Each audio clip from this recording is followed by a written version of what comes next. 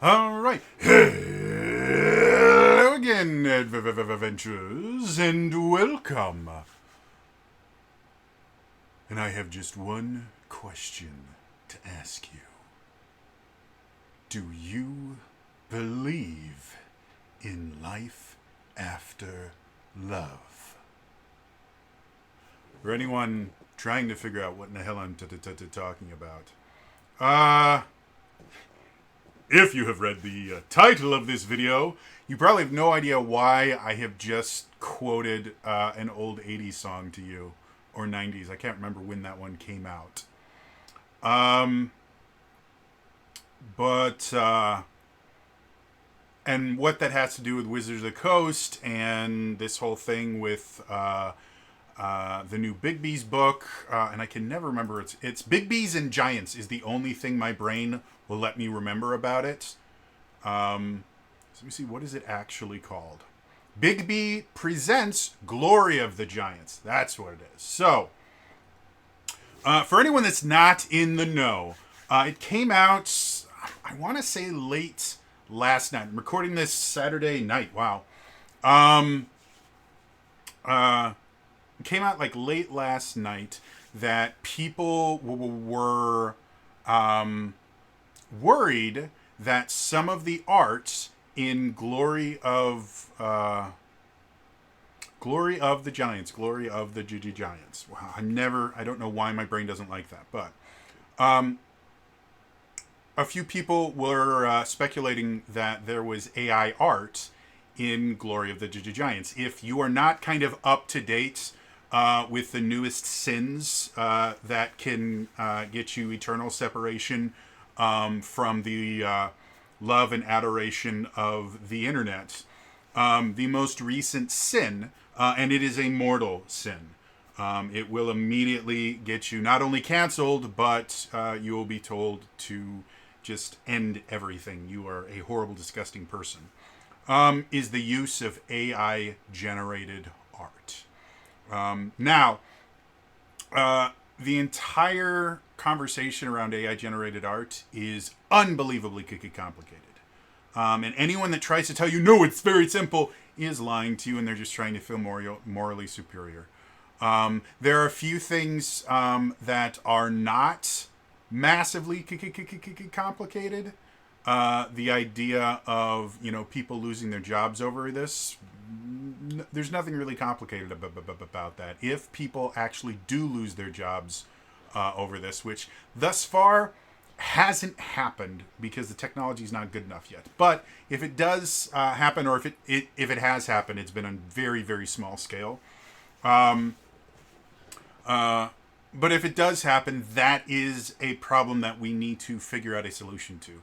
I do not agree with a lot of the people out there right now that are saying, well, it just means that you never ever touch AI art or anything like that because it's going to kill you and it's going to turn the frogs. I don't, first of all, I don't think it's a viable solution. Second of all, I don't think it's a smart solution. But I do agree that there has to be something put in place. And the reason that I don't agree with that is nobody was giving a shit when AI was taking away jobs from copywriters, people like me, or people that I would like to be like if I could actually hold a job. But yeah, nobody cared when AI was taking over copywriting positions, and the people were being lauded for doing it.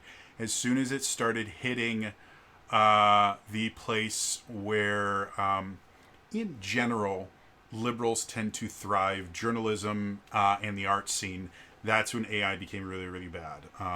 But when it was crushing capitalism, it was wonderful and miraculous, and marketing people should be dead anyways. So anyway, right now there is a huge argument going on about AI artwork.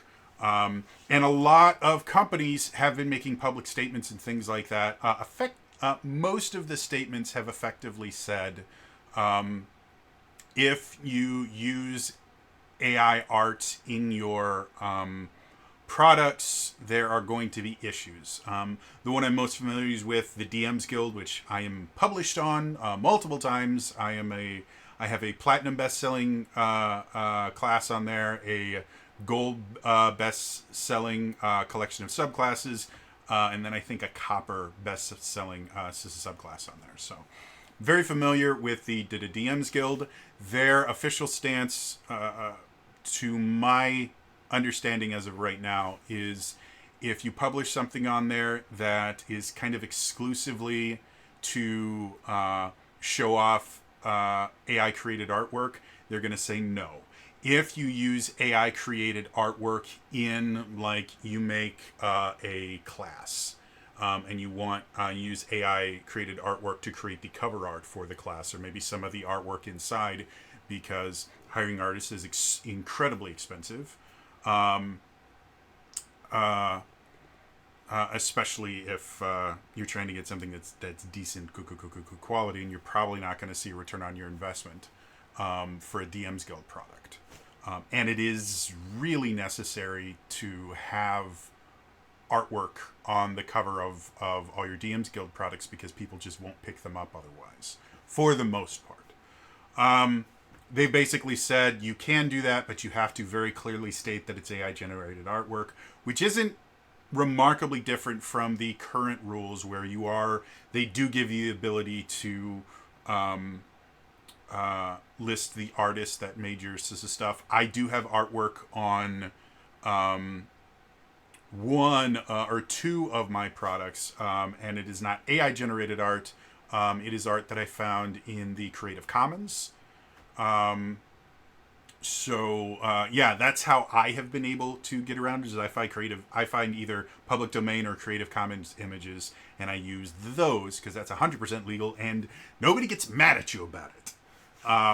So anyway, fast forward, because it's super, super fun to just blame Wizards of the Coast for everything. People start accusing Wizards of the Coast of not paying artists and cutting them out, and using AI art to save a buck and everything. And Wizards of the Coast has officially released a CISA statement. I'm going to see if I can't find it real quick. Because it just came out. Here we go. It's from D&D Beyond specifically. And I'm going to read the statement here. I will have a link to the tweet itself, but I'm literally reading everything that's in the tweet. The text of the tweet itself is on AI generated art and Bigby presents Glory of the Giants, : and then there's an image where they have the rest of their text. It starts with the D&D ampersand and everything. And it says, "Today, we became aware that an artist used AI to create artwork for the upcoming book, Bigby Presents Glory of the Giants. We have worked with this artist since 2014, and he's put years of work into books we all love. While we weren't aware of the artist's choice to use AI in the creation process for these commissioned pieces, we have discussed with him, and he will not use AI for Wizards' works moving forward. We're revising our process and updating our artist guidelines to make clear that artists must refrain from using AI art generation as part of their art creation process for developing D&D art." And predictably, half of the comments are going, "God, how could they not be aware of this? God, Wizards of the Coast is just the worst company ever, and you should play Pathfinder." And it's pissing me off for a number of reasons, probably the biggest of which is the reason people are so up in arms about AI art right now is the fact that they are afraid that it's going to take away work from artists who already have a hard time getting work. And there is a lot of reasons why artists in general have a hard time getting work. Part of it is the gig-based economy in general is not a fun job market to be in. I've been in it before. It's rough. If you know what you're doing, you can navigate it and actually do really, really well. But you have to know what you're doing. It's very, very hard, and it's not something for everyone. The other issue, especially coming to fruition now, is because of the creation of significantly more sophisticated tools and the fact that the good tools are getting much cheaper. Things like Photoshop is significantly cheaper. There's a lot of art programs, and even things that used to be essential for artists that were well outside the price range of any normal person. And actually, to be honest, most starting artists, things like Cintiq tablets and other things like that, you can get just a regular old like $100 or $200 tablet and do really good art on it. I believe Mike Krahulik for a little while used to use a Microsoft Surface to do Penny Arcade. Which is not an exorbitantly super expensive, $2,500 Cintiq tablet. Now, do you get better results using something that's really expensive? Yes, it's true about everything. It's the reason why my videos are look okay, but not great, because I have a cheap Logitech webcam and not like a DSLR super awesome thing, and I use cheap lights that I got gifted, and a fluorescent light above me for my lighting. I don't use really cool, awesome stuff to do that. So yeah, I can do a lot of things with it, but I'm never going to be able to compete quality-wise with someone that has really, really good stuff.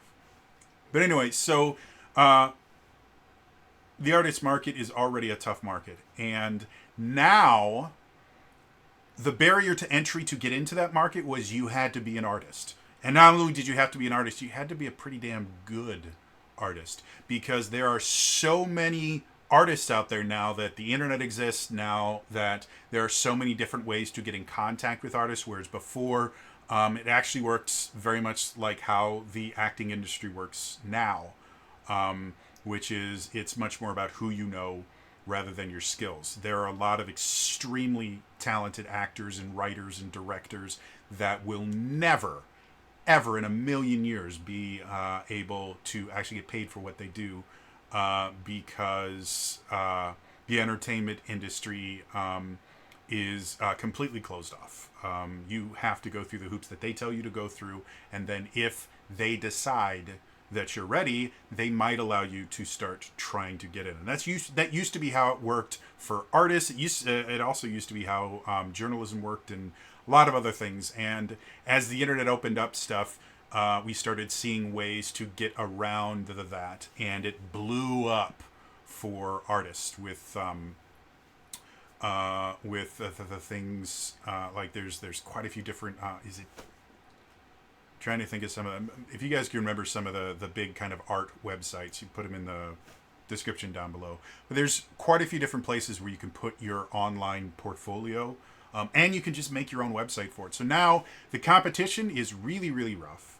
And now with AI art, you can actually get really, really impressive looking art with no artistic training whatsoever. Really all you need to do is learn how to use the AI software, which that in and of itself does take time. I have a buddy of mine that plays around with AI art to just to see what it does, and he uses it for his own campaign. Like he uses it to create portraits of NPCs, so while he's playing, he can kind of show the portrait to his players. Because commissioning an artist for every single NPC in your campaign would be nuts. So things like that, which I think that fits into a pretty decent gray area compared to other things. But yeah, so now these artists who spent years, if not decades, honing their craft now have to compete with people that have never picked up a pencil or paintbrush in their life, and that's upsetting them. And the other thing that's upsetting them is the way that AI art is able to create these things is it's shown art, and it learns from it. And right now, I believe currently there's litigation going on to figure out exactly how far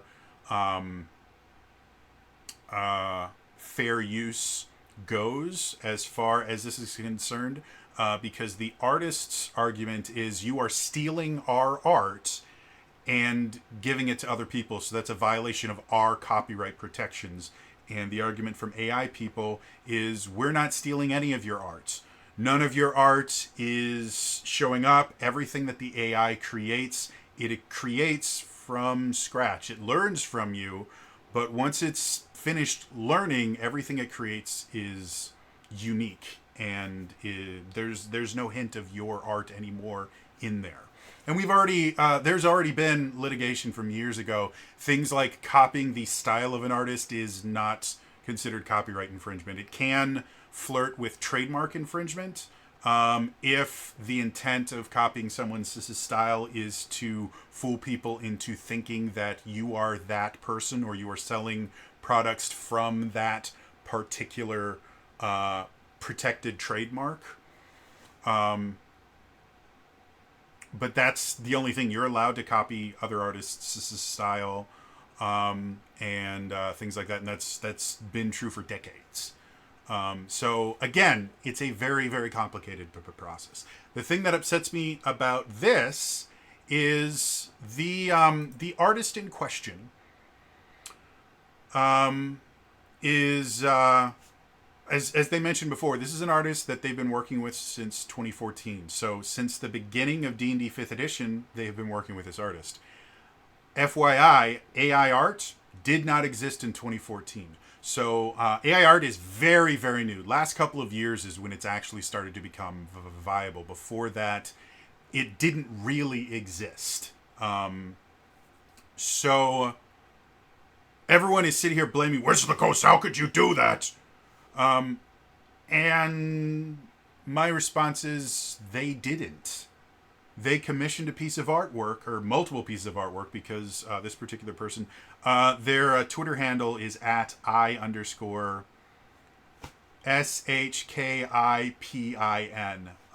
The name looks Cyrillic, as far as I can tell.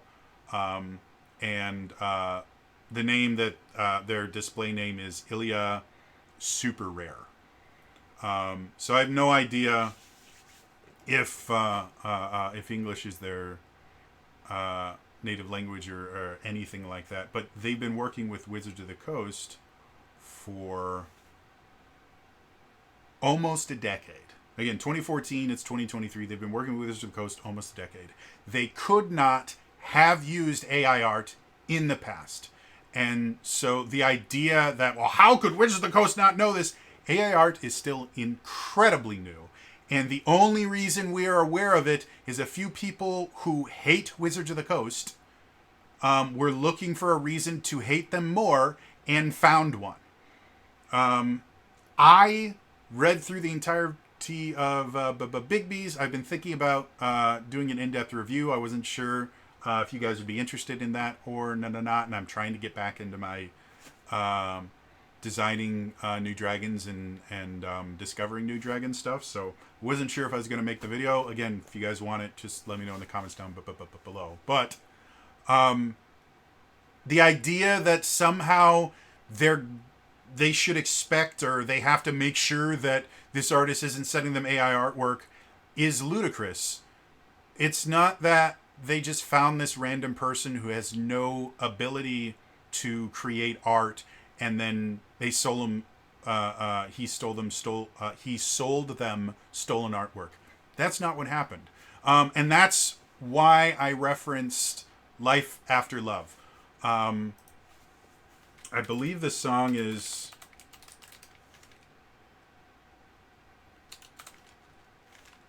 "Believes." Yeah.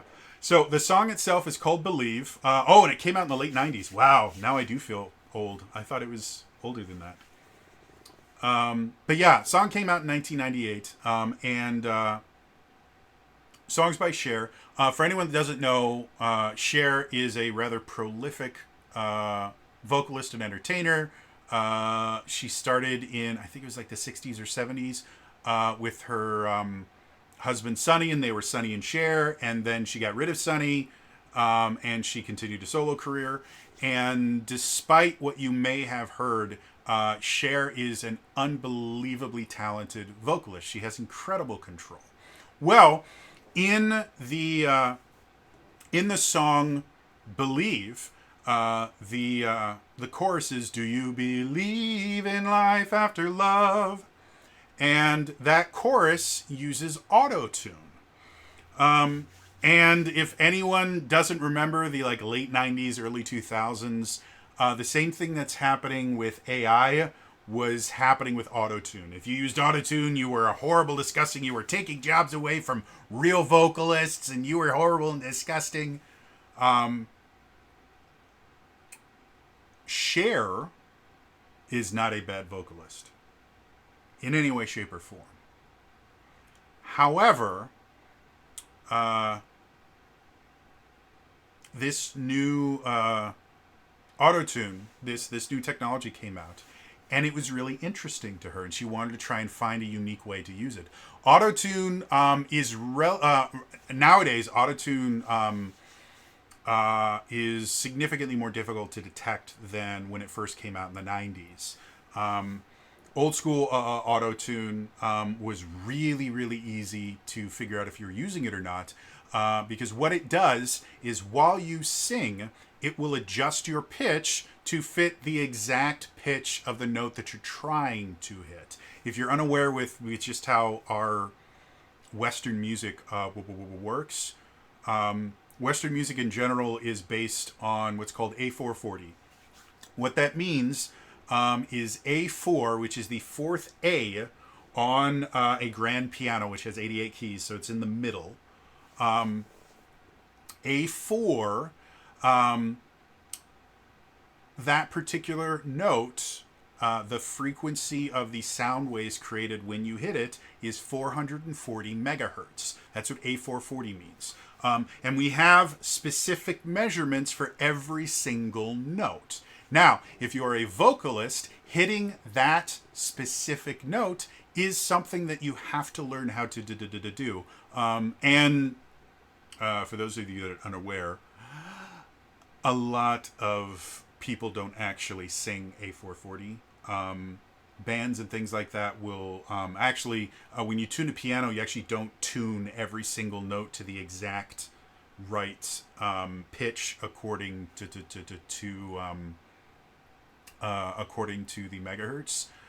What you actually do when you tune a piano is you actually tune the piano to itself, and you will generally have a few notes that you will actually tune, generally using what's called a tuning fork. Or if you're like me and you have perfect pitch, you can just tune it by ear. But you'll tune a few notes on the piano to an actual pitch, and then everything else you tune so that when you play chords using those notes, they sound good together. If everything is exactly perfect, they don't actually sound as good, and you actually get a little bit of dissonance. So the idea of anyone actually singing exactly perfect, even again someone like me with perfect pitch, is a falsity. But it is something that's difficult to be able to kind of match the pitch of the band behind you, especially if you're performing live. A lot of people don't realize, because of how live performances work, a lot of times the singer can't actually hear the music because the music is being pumped out. Even when you have a live band behind you, the music is being pumped out into the audience. I used to be a professional jazz singer. I played with I think we were like a 24 or a 26 piece band. We were one of the bigger big bands, or we were one of the bigger jazz bands. We were technically a regular sized big band. We had, what was it? I think we had five or six saxes, 5 bones, 5 trumpets, and a rhythm section. I think we might have just had 4 of the bones and 4 of the trumpets. I can't remember anymore. Normal makeup is 5 saxes, 4 bones, 4 trumpets, and then a rhythm section. And then we also had me and the other vocalist. So what effectively happens when you're singing live is a lot of time the sound will just go straight past you and it will bounce off whatever is out there. If you're playing in like an open field, it won't bounce off anything and you hear next to nothing. It's really weird.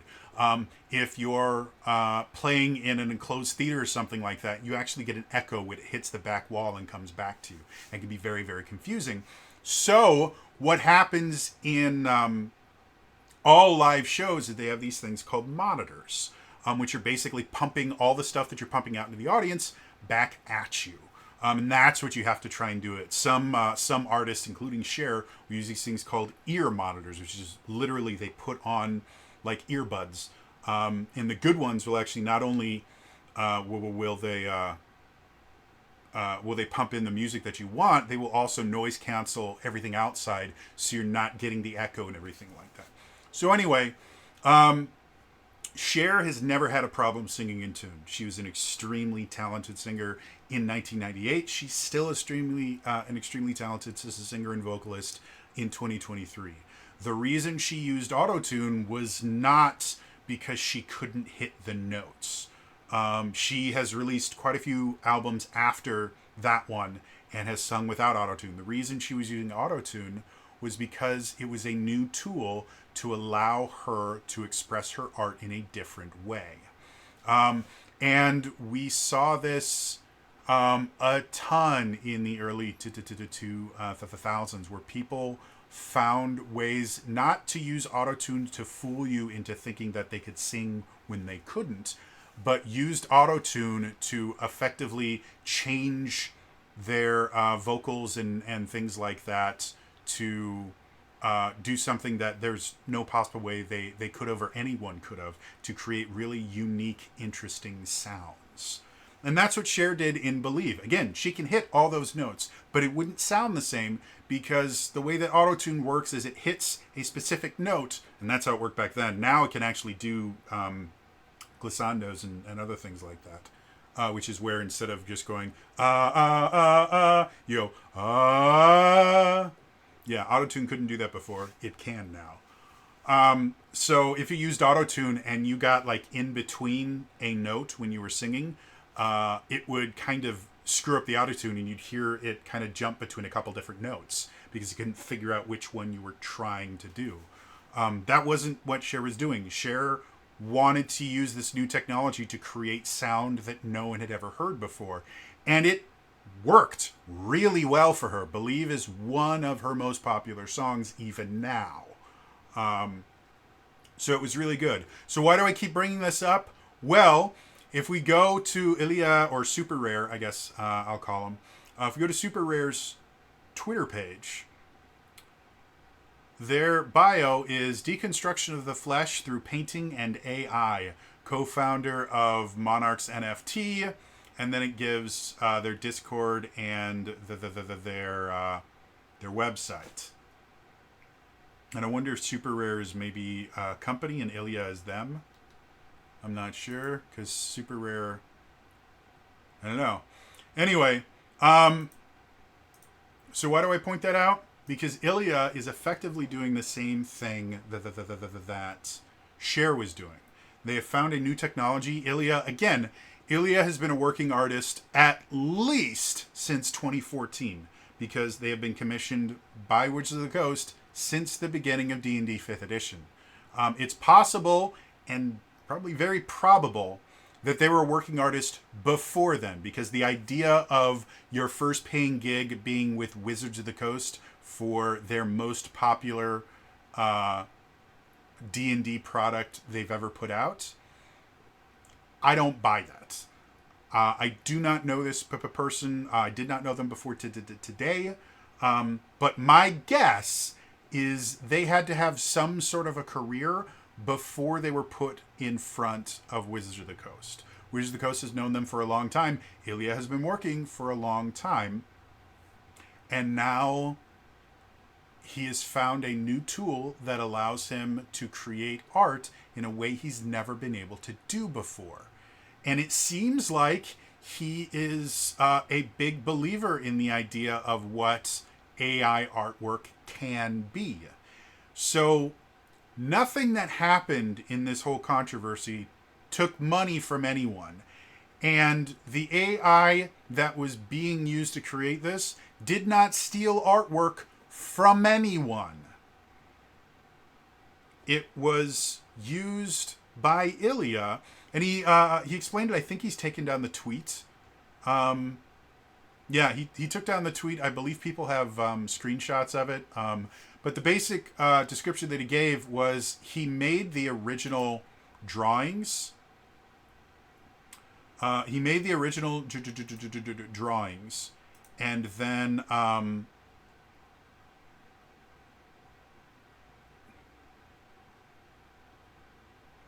now we have yeah, it's getting bigger. Anyway, um, he made the original drawings, and then from his basically his kind of rough sketch to the final product, he used AI to do the shading and a few other things. Because first of all, it speeds up the process, and second of all, it gives a unique look to it that Ilya was looking for. AI art still does have a look to it. Another controversy fairly recently, if you saw Secret Invasion on Disney Plus, the entire intro sequence was created using AI artwork. Like the entire intro sequence was created by AI. And again, everybody freaked out because you're taking money away from artists and you're stealing their art. And Marvel's explanation was, no, we did this because we wanted it to look eerie. We wanted it to look wrong. And AI art looks wrong. It's that whole uncanny valley thing. All of it, like if you watch the intro, it is incredibly unsettling. And you won't be able to really figure out why, other than this doesn't feel right. Proportions are wrong. Sometimes it looks kind of like Picasso was drawing it in real time or something. Like, it was really weird stuff. And that's exactly what Ilya did. All Ilya did was found a new tool to put in their toolbox, used their own art to train the AI, as far as I can tell, and then use that not to create brand new art, but basically to put finishing touches on art he already made.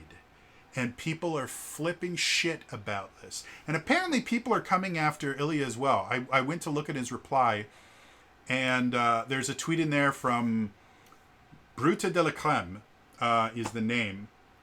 I want to I want to put this disclaimer out. I do not know this account. If they're on the wrong side of things that you don't like, I'm not endorsing what they say anywhere else. I am reading a tweet about a topic that I am talking about. So do not use this to claim that I've never heard of this person before. But they specifically say, a sad moment for our artist community. Today, a talented artist with huge backlog in traditional art was humiliated and bullied by name and his community for using AI to express his artistic vision. Actual reason, the guy is selling a competitor product.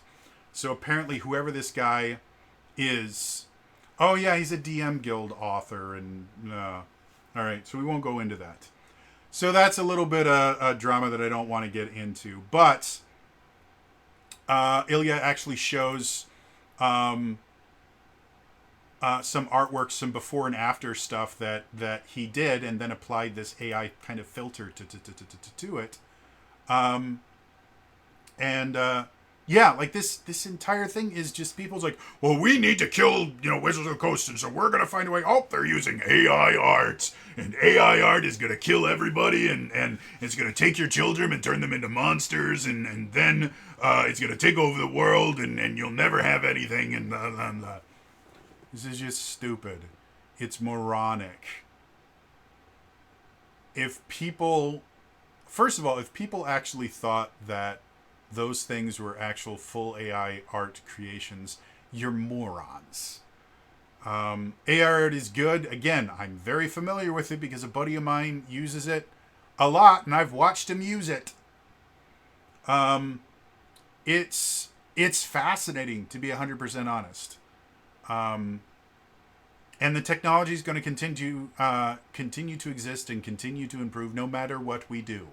So this idea of if we just put our heads in the sand and pretend that it doesn't exist is not going to do anything. We need to come up with realistic, real solutions to the new problems that this new technology is going to create, which is true about every single technology ever. I'm finding it hilarious that I've seen really intelligent people saying things like, man, with deep fakes and AI art, like video and photographic evidence, video evidence is gone. Like, we're never going to be able to trust another video for the rest of time. And Photoshop has been around, what, since the 90s? And yet, we have found ways to figure out if something is photoshopped or not. Now, if you are extremely good, you can make it very, very hard. But you have to be extremely good with Photoshop. And 99.999% of people that are using Photoshop are not. So the idea that somehow this is going to make it so it's completely impossible for us to figure out if somebody said something or not, or somebody did something or not, no, it's not. It's never going to be that way. We have seen this before. Over and over and over again, we find ways to create art that looks lifelike, that is almost indistinguishable from a photo, from a video. That has happened over and over and over again. Jurassic Park was lauded because they were able to mix CGI dinosaurs with actual robotics and things like that, so that the actors could interact with some dinosaurs, and then things that they couldn't make robots out of, they could illustrate with CGI. And back then, no one could tell the difference. It was so amazing, and if you watch it now, it is laughable. It is easy to tell where the CGI came from. And back when claymation and blue screening first started happening, we're never going to know if people are actually somewhere where they claim to be, or if it's just a blue screen or a green screen. It's never going to happen, guys. We have seen this happen so many times, and every single time it is never, well, we can never believe anything anymore, so we have to destroy it all. It's not how it works. AI art is going to be a thing. And people like Ilya are going to find, like, I've looked at some of his artwork. It is kind of disturbing, to be perfectly honest. It's not my cup of tea. But I don't think it's bad. It's just not the kind of artwork that I enjoy. And it is unique. It's really impressive what Ilya has been able to do with this artwork. And with his brand new tool. Things that he never would have been able to do without it. And the fact that everyone is so... I feel bad for the guy because, again, this had nothing to do with him. This has everything to do with, we are still in this mindset of we need to kill Wizards of the Coast. And all of it goes back to that moronic OGL lie. And I will say it to your face, it was a lie. It was a lie over and over and over again. And we had proof of the lie many, many times. And people are still clinging to that lie because they need to. Because they have to hate Wizards of the Coast. Because Wizards of the Coast is the most evil, disgusting company in the world. And it's just not true. Wizards of the Coast didn't do anything wrong here. Ilya didn't do anything wrong here. The artwork itself... my understanding of the situation is it's going to be quote-unquote fixed. The books are already printed, so if you have a printed copy, we'll try this one more time. If you have a printed copy coming, like I do, you're going to have AI art in your book. And it didn't steal a single person's job, and it did not steal a single person's artwork. It was just a tool that one of the artists used. And if you actually look at it, some of the pictures look real weird. The one that they showed most often is you can see this, I think it's a frost giant, and their hand is at this really weird angle. You can kind of make the angle with a real life human being, but it's hard, and I don't know if you guys heard my wrist cracking as I did that because my joints are crap. But you can kind of make a hand look like that. The one in the art is a little bit too long. Like they put extra bones in the wrist or something, I don't know. So if you want to see what the offending piece is, pick up a physical copy of the first printing, because I will guarantee the first printing has already been sent to the presses. It arrives in stores in 2 weeks, barely less than 2 weeks. So yeah, it's already printed. If you're curious to see what it was, and again, I didn't notice until this one guy who has a vendetta apparently against AI art picked it up and turned it into this massive, massive thing. And it isn't. It's not a big thing. We literally just, and again, the exact same thing happened to Cher. Everyone claimed it's because, well, Cher can't sing anymore. And so, and this is something when I was in high school, this is actually a conversation people were having because people like Pavarotti, um, uh, those who don't know, Pavarotti is an operatic tenor, an extremely famous one, or at least he was. I have no idea if he's singing anymore. But he's probably one of the most well-known operatic tenors in history. He was extremely famous, and he was also unbelievably talented. But when I was in college studying vocal performance, there was a conversation that I had with my voice teacher, who was a doctor. He had a doctorate in musical something. He had a doctorate in music. I don't know what it specifically was, but he still is. He was an absolute genius when it comes to music. He probably shaped my ability to sing and perform more than almost any other teacher I've had, other than my jazz director in high school. Brilliant, brilliant guy. But we had a conversation about the idea of what are the ethics behind someone like Pavarotti as his voice starts to weaken, because that's what happens when you grow old. Fun fact, your physical prime is generally in your mid to late 20s. But your vocal prime is generally in your 30s. That is when your voice is at the peak it is ever going to be.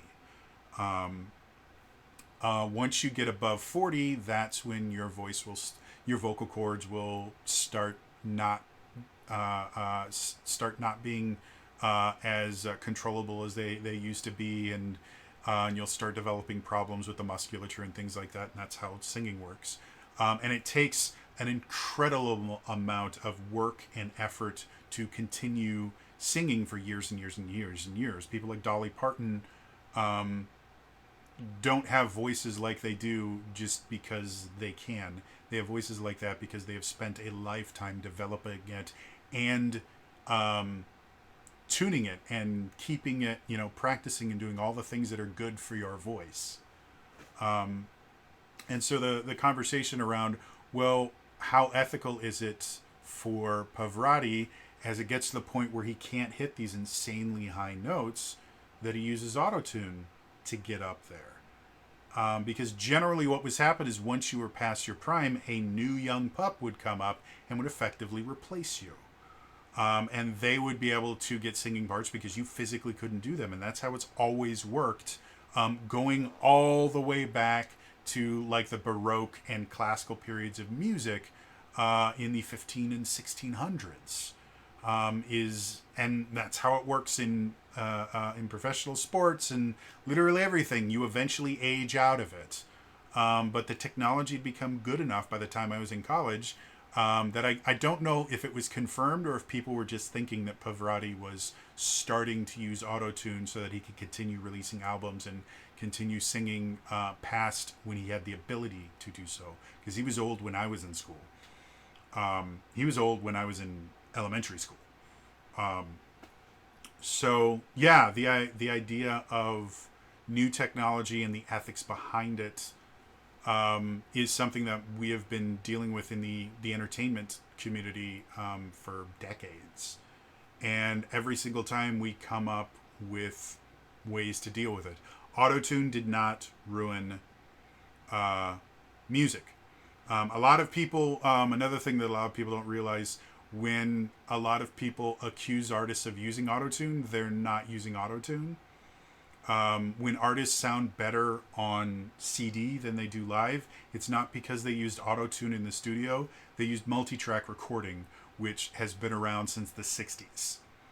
And basically what it is they will sing the same part of a song a dozen times, and they will go through each one, and they're able to kind of pick and choose which performances they like, and they can blend them together to give you a perfect performance.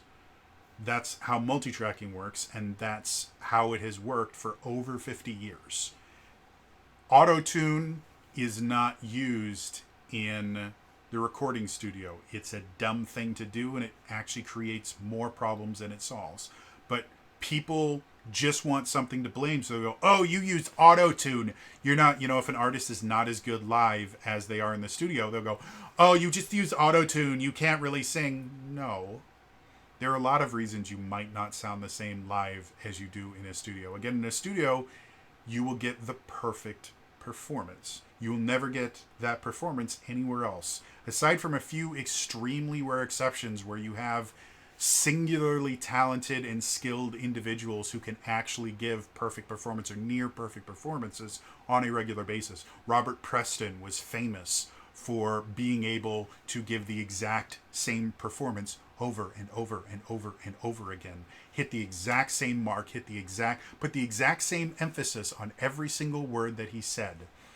For those of you who don't know who Robert Preston is, the old Music Man movie from like the 60s, I want to say, he played Harold Hill, the Music Man, in it. And the reason he played it there is because he originated the role on Broadway. And he was probably one of the finest actors of his time.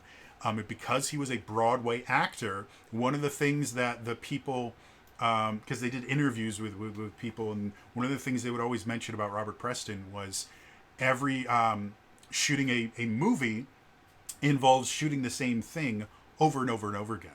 And a lot of times a single shot will only be a few minutes long.